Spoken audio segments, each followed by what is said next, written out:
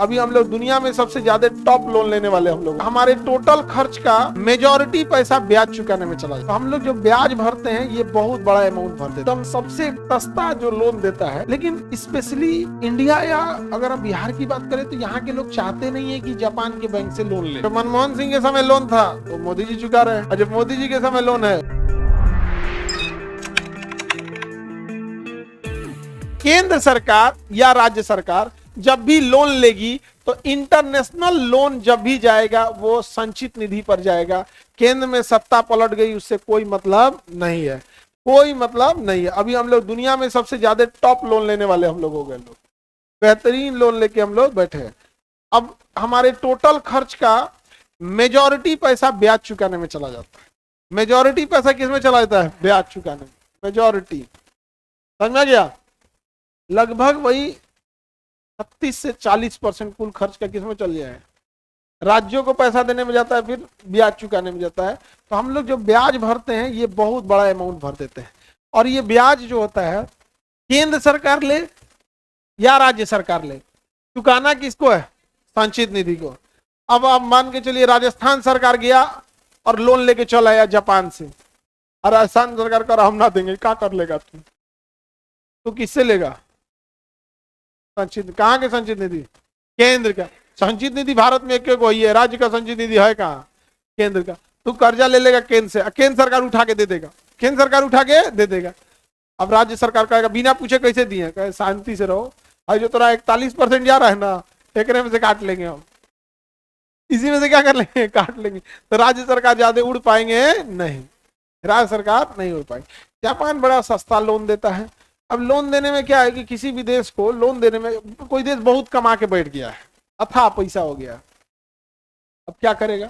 किसी देश को दे देगा, ये लोग कर्जा लो 4% के ब्याज पे हमको देते रहना। जापान ने हम लोग को कर्जा दिया, एकदम सबसे सस्ता जो लोन देता है वो जापान देता है, पूरी दुनिया में सबसे सस्ता।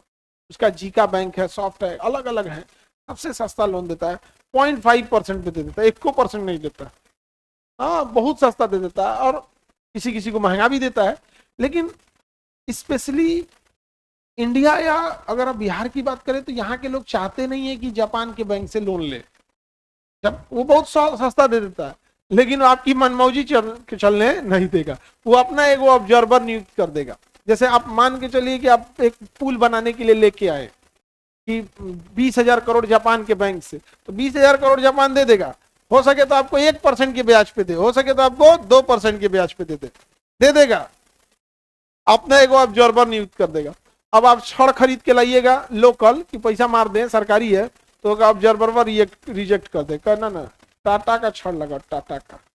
आप सोचेंगे सीमेंट डुप्लीकेट लगा दें, तो ट्रक वापस जाएगा, वो क्वालिटी ठीक नहीं है। आप सोचेंगे कि कौन ऐसे ने अकलेल बकलेल इंजीनियर ले आकर रख दे, तो क्या कही IIT का नहीं है, रिजेक्ट कीजिए। जापान वाला इतना, अभी इंडियन रेलवे बुलेट ट्रेन बन रही थी ना, तो अहमदाबाद में वो कोई पाया है जो 5 डिग्री टेढ़ा हो गया था, तो उसका रिपोर्ट जापान में कर दिया। जापान आया कहा रुको इसको तो सीधा करना, तो फिर ऐसे नहीं चलने देंगे, ट्रेन गिरेगा, हमारा पैसा अटक जाएगा, तुम नहीं कमाएगा तो मेरा EMI रुकेगा, कमाओ बढ़िया से। सोचिए ये हाल है जापान वालों का, समझे? इतना डेवलप होता है, उससे कोई पैसा जल्दी लेना नहीं चाहता है, जबकि बहुत अच्छा है। करप्शन किया नहीं बनेगा इन लोग, और करप्शन करने भी नहीं देगा। आगे बढ़े तो बताइए, लोन आप कहीं से ले, देना किसको है? संचित निधि। देना किसे? संचित निधि से देना। इसे आर्टिकल से याद रखने की जरूरत नहीं है। क्या सेंट्रल गवर्नमेंट में पार्टी बदल लेगी तो लोन नहीं चुकाएंगे? जब मनमोहन सिंह के समय लोन था तो मोदी जी चुका रहे हैं, और जब मोदी जी के समय लोन है, आगे अगर कोई और आएगा वो चुकाएगा।